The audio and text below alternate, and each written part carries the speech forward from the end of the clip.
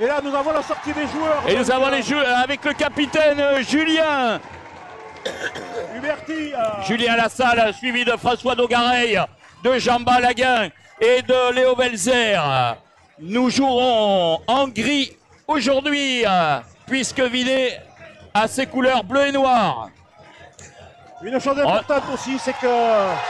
Et la sortie de l'emblématique capitaine de Vinay, Corvé Biron. Avec les fumigènes qui nous asphyxient un peu, mais regardez, on le voit avec les fumigènes, image importante, c'est qu'il y a beaucoup de vent, et avec le vent, aujourd'hui c'est les Soustonnais qui vont commencer avec le vent. Oui, c'est Souston qui va démarrer, qui va donner le coup d'envoi avec le vent.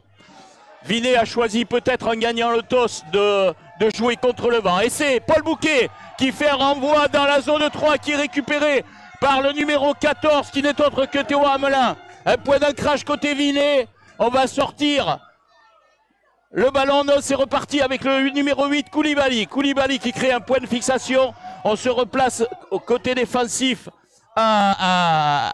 côté des Soustonnais. Et c'est le demi de mêlée Perrier qui va sortir le ballon, qui est contré. Mais il perd ses appuis par Léo Huberty. Léo Huberty que l'on connaît bien. Et première pénalité pour l'AS Souston Rugby. Belle récupération, le numéro 13, Léo Rat. Et c'est pris le ballon qui est récupéré par les Soustonnais qui avance. Donc il y aura une pénalité, ou alors en avant, puisque le ballon... Mais les joueurs quand même étaient hors jeu au niveau de la défense. Et c'est Sylvain Lassalle qui avance, qui est plaqué très haut, qui est tenu haut, il doit être lâché. On est sur les 40 mètres, cette équipe de Vinay. Et c'est toujours les Soustonnais qui avancent avec... ouais, c'est Guillaume Vasseur qui est parti sur le côté, relayé avec... Attention, le ballon qui doit rester, c'est un plaquage haut, donc ça sera une pénalité de nouveau. Et c'est le numéro 1 qui va chercher ce ballon. Allez, touche complète, toujours... On avait vu que c'était Pandolfo qui avait pris le ballon. L'alignement assez grand côté Vinay. Et c'est le numéro 3, Sibu, qui l'a récupéré en fond de touche. Un peu d'un mauvais choix de lancer. On se retrouve à... Le ballon est derrière, qui est récupéré par les Soustonnais. Là, ça peut être sanctionné, là.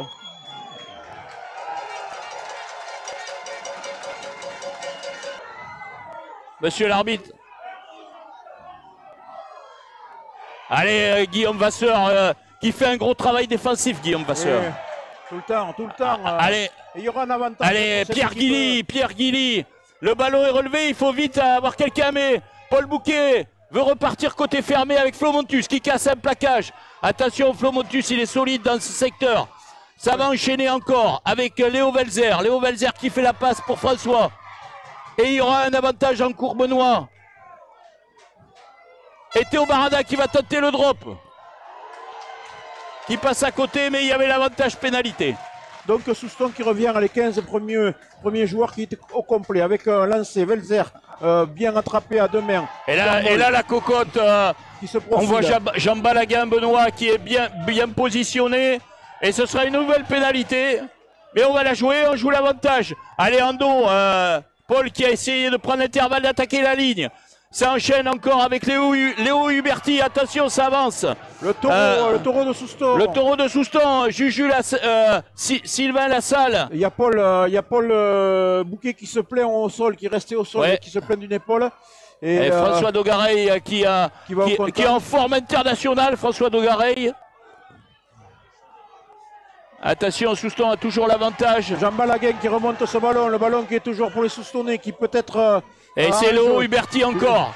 On le reconnaît à sa chaussure qui est toujours à fond. Flo Montus. Flo Montus qui est à 1 mètre de la ligne. Attention, on est à l'essai. Et c'est l'essai Soustonnais. Et François Dogareil au lancer.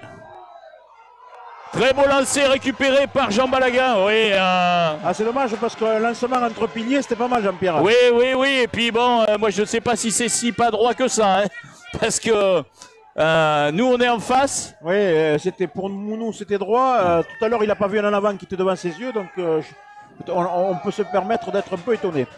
Oui, surtout que c'est amical, on connaît la difficulté d'arbitrer et que bien sûr on est avec les arbitres tout le temps. Hein. Oui, oui, oui. Mais bon, comme les joueurs font des fautes, des fois aussi ils font des fautes et comme nous aussi on fait des fautes.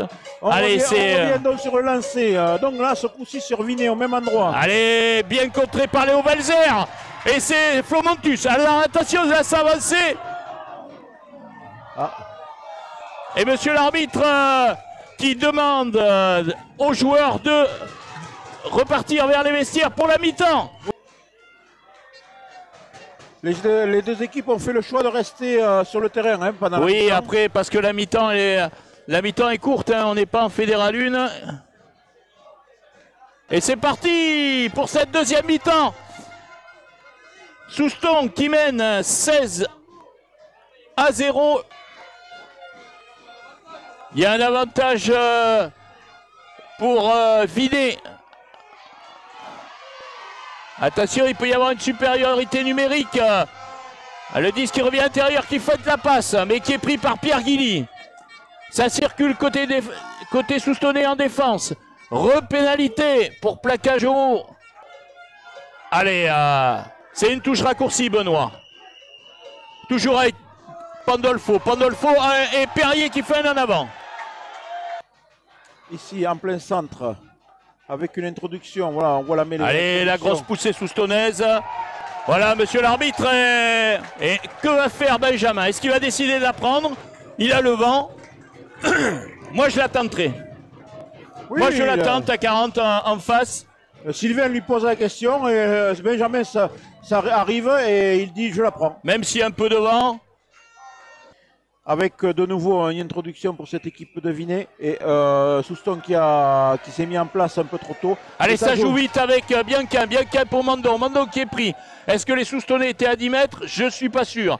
Monsieur l'arbitre considère que c'est fait. Voilà. Et pénalité. Lever les bras et lever ce fameux bouclier de Brémus. Mais Vinet ne veut pas. Monsieur l'arbitre s'était trompé de côté.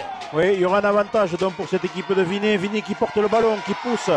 Une cocotte, une belle cocotte pour Vinet. Est-ce qu'elle va aller à... Oui, elle sait.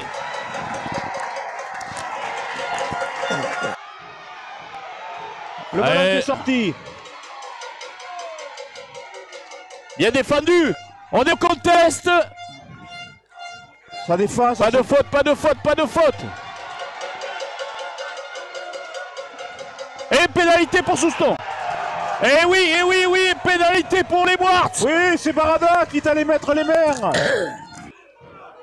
Et c'est fini. Et c'est fini, donc Souston, champion de France, donc voilà. Allez, après un magnifique match des Soustonnais, l'US Vinet n'a pas démérité, mais Souston, de par sa présence, de par ses combattants, les anciens, et l'amalgame avec les jeunes, termine en apothéose une saison magnifique. C'est bien pour les deux présidents, Olivier Antoine et Alain Laclos. On est très heureux pour eux parce que vu l'investissement qu'ils ont mis tout au long de leur temps de présidence, Benoît. Voilà. Et on remercie aussi encore une fois le garage Renault de nous avoir prêté son véhicule. C'est trop sympa. Renault Souston, n'oubliez pas, partenaire de TV Land et je suppose partenaire de la SS.